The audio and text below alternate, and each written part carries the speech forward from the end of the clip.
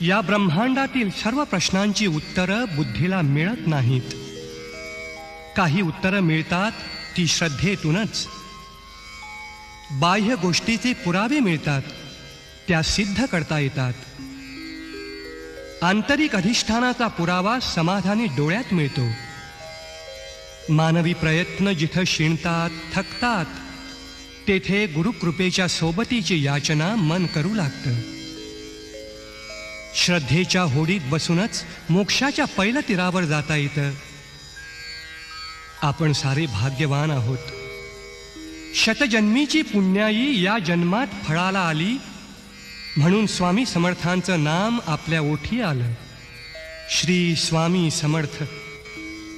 जळी स्थळी काष्ठी पाषाणी दाही दिशात स्वामींचं शांत वत्सल करुणामयी रूप आपल्या सोबती येऊ लागतं.